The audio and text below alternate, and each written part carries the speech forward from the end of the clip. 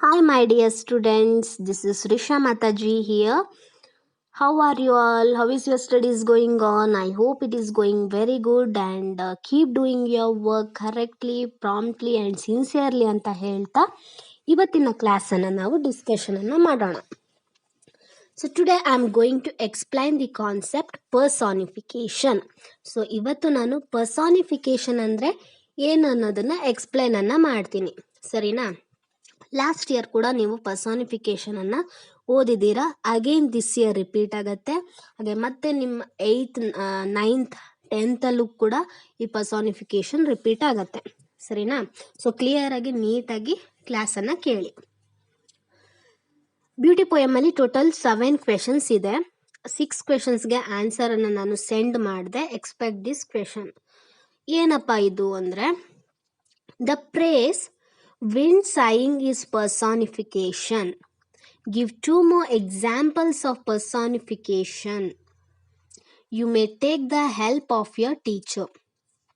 ಇಲ್ಲಿ ಏನು ಹೇಳ್ತಿದ್ದಾರಪ್ಪ ಅಂದರೆ, ವಿಂಡ್ ಸೈಯಿಂಗ್ ಅನ್ನೋದು ಪರ್ಸಾನಿಫಿಕೇಶನ್. ಆಲ್ರೆಡಿ ಅವ್ರ ಆನ್ಸರನ್ನು ಹೇಳಿದ್ದಾರೆ. ಅದೇ ರೀತಿ ಪರ್ಸಾನಿಫಿಕೇಶನ್ಸ್ಗೆ 2 ಎಕ್ಸಾಂಪಲ್ಸನ್ನು ಕೊಡಿ ಅಂತ ಇಲ್ಲಿ ಕೇಳಿದ್ದಾರೆ, ಸರಿನಾ? ಸೊ ಬಿಫೋರ್ ದಟ್ ಪರ್ಸಾನಿಫಿಕೇಶನ್ ಅಂದರೆ ಏನು ಅನ್ನೋದನ್ನ ನೋಡೋಣ. ಸೊ ನೀವು ಲಾಸ್ಟ್ ಇಯರ್ ಸಿಮಿಲಿ ಪರ್ಸಾನಿಫಿಕೇಶನ್ ಅನ್ನು ಕಲ್ತಿದ್ದೀರಾ, ಸರಿನಾ? ಈ ವರ್ಷ ಸಿಮಿಲಿ ಪರ್ಸಾನಿಫಿಕೇಶನ್ ಹಾಗೆ ಮೆಟಫರ್ ಅನ್ನ ಈ ವರ್ಷ ನೀವು ಮತ್ತೆ ಓದ್ತೀರಾ. ಏನಪ್ಪ ಈ ಸಿಮಿಲಿ, ಪರ್ಸಾನಿಫಿಕೇಶನ್, ಮೆಟಫರ್ ಅಂದರೆ? ಸೊ ಇವನ್ನೆಲ್ಲ ನಾವು ಫಿಗರ್ಸ್ ಆಫ್ ಸ್ಪೀಚ್ ಅಂತ ಹೇಳಿ ಕರಿತೀವಿ. ಫಿಗರ್ಸ್ ಆಫ್ ಸ್ಪೀಚ್ ಅಂದರೆ ಅಲಂಕಾರಗಳು, ಸರಿನಾ? ಕನ್ನಡದಲ್ಲೂ ಕೂಡ ನಿಮಗೆ ಬರುತ್ತೆ, ಕನ್ನಡ ಸಬ್ಜೆಕ್ಟಲ್ಲೂ. ಫಿಗರ್ಸ್ ಆಫ್ ಸ್ಪೀಚ್ ಅಂದರೆ ಅಲಂಕಾರಗಳು. ಅದರಲ್ಲಿ ಸಿಮಿಲಿ, ಮೆಟಫರ್, ಪರ್ಸಾನಿಫಿಕೇಶನ್ ಅನ್ನು ನೀವು ಕಲಿತಾ ಬರ್ತೀರ. ಸೊ ಬಿಫೋರ್ ನೀವು ಏನು ತಿಳ್ಕೊಬೇಕಪ್ಪ ಅಂದರೆ, ಫಿಗರ್ಸ್ ಆಫ್ ಸ್ಪೀಚ್ ಯಾರು ಬಳಸ್ತಾರೆ, ಏನಾಗಿ ಬಳಸ್ತಾರೆ ಅಂತ ಹೇಳ್ತೀನಿ ಫಸ್ಟ್. ಫಿಗರ್ಸ್ ಆಫ್ ಸ್ಪೀಚನ್ನು ಪೊಯೆಟ್ಸ್, ಕವಿಗಳು, ರೈಟರ್ಸು ತಮ್ಮ ರೈಟಿಂಗಲ್ಲಿ ಬಳಸ್ತಾರೆ. ಏನಕ್ಕಪ್ಪ ಅಂದರೆ ತಮ್ಮ ರೈಟಿಂಗ್ಸ್, ತಾವು ಬರೆದಿರೋ ವಿಷಯಗಳು ಓದೋರಿಗೆ ಇಷ್ಟ ಆಗಲಿ, ಇಂಪ್ರೆಸ್ ಆಗಲಿ ಅನ್ನೋ ಉದ್ದೇಶದಿಂದ ಈ ಫಿಗರ್ಸ್ ಆಫ್ ಸ್ಪೀಚನ್ನು ತಮ್ಮ ಬರವಣಿಗೆಯಲ್ಲಿ, ತಮ್ಮ ರೈಟಿಂಗ್ಸಲ್ಲಿ ಪೊಯೆಟ್ಸ್ ಆಗಿರ್ಬೋದು, ರೈಟರ್ ಆಗಿರ್ಬೋದು ಬಳಸ್ತಾರೆ. ಕ್ಲಿಯರ್ ಆಯ್ತಾ? ಫಿಗರ್ಸ್ ಆಫ್ ಸ್ಪೀಚ್ ಏನಕ್ಕೆ ಬೇಕು ಅಂತ ಗೊತ್ತಾಯ್ತಲ್ವಾ? ಟು ಇಂಪ್ರೆಸ್ ದ ರೀಡರ್ಸ್, ಓದೋರಿಗೆ ಇಂಪ್ರೆಸ್ ಆಗಲಿ ಅನ್ನೋ ಉದ್ದೇಶದಿಂದ ಫಿಗರ್ಸ್ ಆಫ್ ಸ್ಪೀಚನ್ನು ತಮ್ಮ ರೈಟಿಂಗ್ಸಲ್ಲಿ ಪೊಯೆಟ್ಸ್, ರೈಟರ್ಸ್ ಎಲ್ಲ ಯೂಸ್ ಮಾಡ್ತಾರೆ. So now let's see what is personification, ಸರಿನಾ?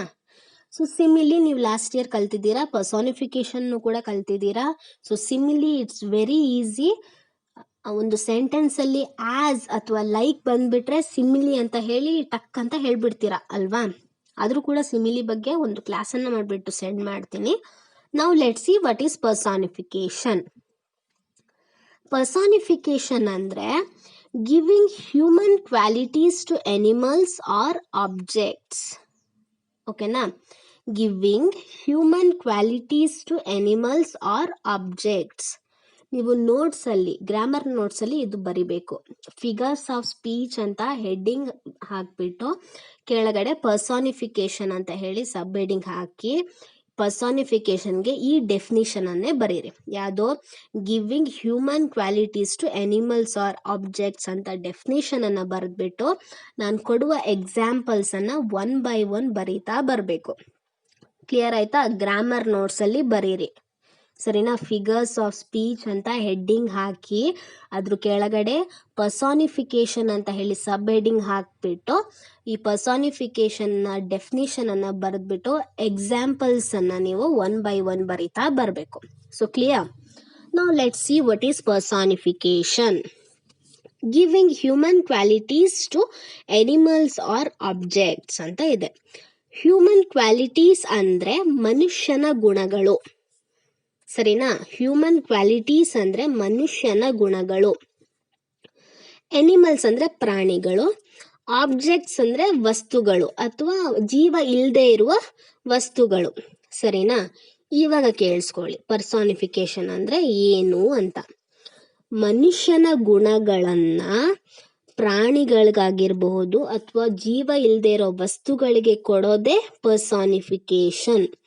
ಇಲ್ಲಿ ಎನಿಮಲ್ಸ್ ಆ್ಯಂಡ್ ಆಬ್ಜೆಕ್ಟ್ಸ್ ಅಂತ ಅಷ್ಟೇ ಮೆನ್ಷನ್ ಆಗಿದೆ, ಅದಲ್ಲ ಪ್ಲ್ಯಾಂಟ್ಸ್ ಕೂಡ ಬರುತ್ತೆ, ಸರಿನಾ. ಪ್ಲ್ಯಾಂಟ್ಸ್ಗಾಗಿರಬಹುದು, ಪ್ರಾಣಿಗಳಿಗಾಗಿರಬಹುದು ಅಥವಾ ಜೀವ ಇಲ್ಲದೆ ಇರೋ ಯಾವುದೇ ವಸ್ತುಗಳಿಗಾಗಿರ್ಬಹುದು ಮನುಷ್ಯನ ಗುಣಗಳನ್ನ ಕೊಡೋದೇ ಪರ್ಸಾನಿಫಿಕೇಶನ್. ವೆರಿ ಸಿಂಪಲ್, ಈಸಿಯಾಗಿ ಐಡೆಂಟಿಫೈ ಮಾಡ್ಬೋದು ಪರ್ಸಾನಿಫಿಕೇಶನ್ ಯಾವುದು ಅಂತ. ನಾವು ಲೆಟ್ಸ್ ಸಿ ದ ಎಕ್ಸಾಂಪಲ್ಸ್ ನೋಡ್ತಾ ಹೋದ್ರೆ ಗೊತ್ತಾಗತ್ತೆ. The stars winked at me. ಈ ಸೆಂಟೆನ್ಸಿನ ಅರ್ಥ ಏನು? ನಕ್ಷತ್ರಗಳು ನನ್ನನ್ನು ನೋಡಿ ಕಣ್ಣು ನೋಡಿತಿದೆ ಅಂತ. ನಕ್ಷತ್ರ it is a non living thing ಅಲ್ವಾ, ಜೀವ ಇಲ್ಲ ನಕ್ಷತ್ರಗಳಿಗೆ. ನಕ್ಷತ್ರಗಳು ಕಣ್ಣು ಹೊಡೆಯತ್ತಾ? ಇಲ್ಲ. ಈ ಕಣ್ಣು ಹೊಡೆಯೋದು ಇದೊಂದು ಹ್ಯೂಮನ್ ಕ್ವಾಲಿಟಿ, ಮನುಷ್ಯನ ಒಂದು ಗುಣ ಇದು. ಈ ಮನುಷ್ಯನ ಈ ವಿಂಕ್ಡ್ ಅನ್ನೋ ಕ್ವಾಲಿಟಿಯನ್ನ ನಕ್ಷತ್ರಗಳಿಗೆ ಕೊಟ್ಟಿದ್ದಾರೆ. So this is personification. Clear ಆಯ್ತಾ? ನಾವು let's see further examples to make clear. First sentence ಏನಿದೆ? ದಿ ಫ್ಲವರ್ಸ್ ಆರ್ ಡ್ಯಾನ್ಸಿಂಗ್ ಅಂತ ಇದೆ. ಹೂವುಗಳು ಡ್ಯಾನ್ಸ್ ಮಾಡ್ತಾ ಇದೆ ಅಂತ ಈ ಸೆಂಟೆನ್ಸಿನ ಅರ್ಥ. ಹೂವುಗಳು ಡ್ಯಾನ್ಸ್ ಮಾಡುತ್ತಾ? No, not at all, dance ಮಾಡಲ್ಲ. ಈ ಡ್ಯಾನ್ಸ್ ಮಾಡೋದು ಯಾರ ಕ್ವಾಲಿಟಿ? ಮನುಷ್ಯನ ಒಂದು ಗುಣಗಳು ಅಲ್ವಾ. ಈ ಮನುಷ್ಯನ ಈ ಗುಣವನ್ನ ಇಲ್ಲಿ ಹೂಗಳಿಗೆ ಕೊಟ್ಟಿದ್ದಾರೆ. So this is personification. Clear ಆಯ್ತಲ್ವಾ? ನೆಕ್ಸ್ಟ್ ಸೆಕೆಂಡ್ ಎಕ್ಸಾಂಪಲ್ಸ್ ಅನ್ನು ನೋಡಿ. Wind saying. ವಿಂಡ್ ಅಂದ್ರೆ ಏನು? ಗಾಳಿ. It is a non living thing. Saying ಅಂದ್ರೆ ನಿಟ್ಟುಸಿರು ಅಂತ. ಬ್ಯೂಟಿ ಪೋಯಮ್ ಅಲ್ಲಿ ಬರುತ್ತೆ ನೋಡಿ ಈ ಸೆಂಟೆನ್ಸ್. ಸೈಯಿಂಗ್ ಅಂದ್ರೆ ನಿಟ್ಟುಸಿರು. ಗಾಳಿ ನಿಟ್ಟುಸಿರು ಬಿಡತ್ತಾ? ಇಲ್ಲ. ಇಲ್ಲಿ ನಿಟ್ಟುಸಿರು ಅನ್ನೋದು ಇದೊಂದು ಮನುಷ್ಯನ ಒಂದು ಗುಣ. ಈ ಮನುಷ್ಯನ ಗುಣವನ್ನ ಗಾಳಿಗೆ ಕೊಟ್ಟಿರೋದ್ರಿಂದ this is personification. Very simple ಅಲ್ವಾ? ನೆಕ್ಸ್ಟ್ ಥರ್ಡ್ ಎಕ್ಸಾಂಪಲ್ಸ್ ಅನ್ನು ಕೂಡ ನೋಡಿ. The sun is laughing. ಸೂರ್ಯ ನಗಾಡುತ್ತಾ? ಇಲ್ಲ ತಾನೆ.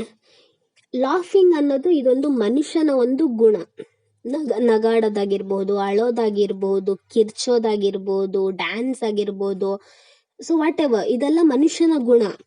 ಈ ಮನುಷ್ಯನ ಗುಣವನ್ನ ಇಲ್ಲಿ ಸೂರ್ಯನಿಗೆ ಕೊಟ್ಟಿರೋದ್ರಿಂದ ದಿಸ್ ಈಸ್ ಪರ್ಸಾನಿಫಿಕೇಶನ್. ಕ್ಲಿಯರ್ ಆಯ್ತಾ? ತುಂಬಾ ಈಸಿಯಾಗಿ ಐಡೆಂಟಿಫೈ ಮಾಡ್ಬೋದು ಪರ್ಸಾನಿಫಿಕೇಶನ್ ಅಂದ್ರೆ ಏನು ಅನ್ನೋದನ್ನ, ಯಾವುದು ಅನ್ನೋದನ್ನ. ಈಗ ನಿಮಗೆ ಒಂದು example, this task you have to do. Okay, find out the personification. ಇಲ್ಲಿ 2 ಸೆಂಟೆನ್ಸ್ ಅನ್ನ ಕೊಟ್ಟಿದ್ದೀನಿ, ಸರಿನಾ. ಈ 2 ಸೆಂಟೆನ್ಸ್ ಅಲ್ಲಿ ಪರ್ಸಾನಿಫಿಕೇಶನ್ ಅನ್ನೋದು ಯಾವುದು ಅನ್ನೋದನ್ನ ನೀವು ನನಗೆ ಸೆಂಡ್ ಮಾಡಬೇಕು. ಟೈಪ್ ಮಾಡಿಬಿಟ್ಟಾದ್ರೂ ಸೆಂಡ್ ಮಾಡಬಹುದು, ಇಲ್ಲ ವಾಯ್ಸ್ ರೆಕಾರ್ಡ್ ಮಾಡಿಬಿಟ್ಟಾದ್ರೂ ಸೆಂಡ್ ಮಾಡಬಹುದು. ಸೊ ಬರೀ ಸೆಂಟೆನ್ಸ್ ಕಳಿಸೋದಲ್ಲ, ಈ ಸೆಂಟೆನ್ಸ್ ಪರ್ಸಾನಿಫಿಕೇಶನ್ ಯಾಕೆ ಅನ್ನೋದನ್ನ ಎಕ್ಸ್ಪ್ಲೈನ್ ಅನ್ನು ಕೂಡ ನೀವು ಮಾಡಬೇಕು ನನಗೆ, ಸರಿನಾ. ಎಕ್ಸ್ಪ್ಲೈನ್ ಮಾಡಿಬಿಟ್ಟು ನನಗೆ ಸೆಂಡ್ ಮಾಡಬೇಕು ಈ ಸೆಂಟೆನ್ಸ್ ಪರ್ಸಾನಿಫಿಕೇಶನ್ ಅಂತ. ಅದಲ್ಲದೆ ಈ 2 ಸೆಂಟೆನ್ಸ್ ಅಲ್ಲಿ ಒಂದು ಪರ್ಸಾನಿಫಿಕೇಶನ್ ಆದ್ರೆ ಇನ್ನೊಂದು ಯಾವ ಫಿಗರ್ಸ್ ಆಫ್ ಸ್ಪೀಚ್ ಅನ್ನೋದನ್ನು ಕೂಡ ನನಗೆ ಹೇಳಬೇಕು. So this is the task for you. ಓಕೆನಾ? ನನಗೆ ಸೆಂಡ್ ಮಾಡಿ, I am waiting for that. Next ಎಕ್ಸಾಮಲ್ಲಿ ಈ ರೀತಿ ಕೇಳ್ತಾರೆ ನೋಡಿ. Write the figures of speech for the following sentences. ಈ ರೀತಿ ಹೆಡ್ಡಿಂಗ್ ಕೊಟ್ಬಿಟ್ಟು ಪ್ಲಾಂಟ್ಸ್ ಬೆಗ್ ಫಾರ್ ವಾಟರ್ ಅಂತ ಕೊಡ್ತಾರೆ ನಿಮಗೆ. ಸೊ ಇದು ಯಾವ ಫಿಗರ್ಸ್ ಆಫ್ ಸ್ಪೀಚ್ ಅಂತ ಹೇಳಿ ಬರಿಬೇಕು ನೀವು. ಹೇಗೆ ಬರಿಬೇಕಪ್ಪ ಅಂದರೆ, ಪ್ಲಾಂಟ್ಸ್ ಬೆಗ್ ಫಾರ್ ವಾಟರ್ ಅಂತ ಬರೆದ್ಬಿಟ್ಟು ಈಕ್ವಲ್ಸ್ ಹಾಕ್ಬಿಟ್ಟು, ಅದು ಪರ್ಸಾನಿಫಿಕೇಶನ್ ಆದರೆ ಪರ್ಸಾನಿಫಿಕೇಶನ್, ಸಿಮಿಲಿ ಆದರೆ ಸಿಮಿಲಿ, ಮೆಟಫರ್ ಆದರೆ ಮೆಟಫರ್, ಯಾವುದು ಸೂಟ್ ಆಗುತ್ತೋ ಅದನ್ನ ಬರಿಬೇಕು, ಸರಿನಾ. ನಾನಿನ್ನು ಎಕ್ಸಾಂಪಲ್ಸ್ಗೆ ಹ್ಯೂಮನ್ ಕ್ವಾಲಿಟಿ, ನಾನ್ ಲಿವಿಂಗ್ ಅಂತ ಎಲ್ಲ ಮೆನ್ಷನ್ ಮಾಡಿದ್ದೀನಿ. ಈ ರೀತಿ ಮೆನ್ಷನ್ ಮಾಡೋದು ಬೇಡ. ಸೊ ಡೈರೆಕ್ಟಾಗಿ ಆ ಸೆಂಟೆನ್ಸ್ ಯಾವುದು ಅನ್ನೋದನ್ನ ಈಕ್ವಲ್ಸ್ ಹಾಕ್ಬಿಟ್ಟು ಬರೆದ್ರೆ ನಡೆಯುತ್ತೆ, ಸರಿನಾ. So dear students, in this class we were discussed the concept personification ಅಂದರೆ ಜೀವ ಇಲ್ಲದೆ ಇರೋ ವಸ್ತುಗಳಿಗಾಗಿರ್ಬೋದು, ಪ್ರಾಣಿಗಳಿಗಾಗಿರ್ಬೋದು ಅಥವಾ ಪ್ಲ್ಯಾಂಟ್ಸಿಗಾಗಿರಬಹುದು ಮನುಷ್ಯನ ಗುಣಗಳನ್ನ ಕೊಡೋದೇ ಪರ್ಸಾನಿಫಿಕೇಶನ್. ಎಕ್ಸಾಂಪಲ್ಸ್ ಅನ್ನು ಕೂಡ ನೋಡಿದ್ವಿ. ಇಲ್ಲಿ ಫಸ್ಟ್ ಒನ್ ಯಾವುದು, ದಿ ಫ್ಲವರ್ಸ್ ಆರ್ ಡ್ಯಾನ್ಸಿಂಗ್ ಅಂತ ಇದೆ ಸೆಂಟೆನ್ಸು. ಡ್ಯಾನ್ಸಿಂಗ್ ಅನ್ನೋದು ಒಂದು ಮನುಷ್ಯನ ಒಂದು ಗುಣ. ಈ ಮನುಷ್ಯನ ಗುಣವನ್ನ ಇಲ್ಲಿ ಹೂಗಳಿಗೆ ಕೊಟ್ಟಿರೋದ್ರಿಂದ this is personification. So clear ಆಯ್ತಾ? Thank you.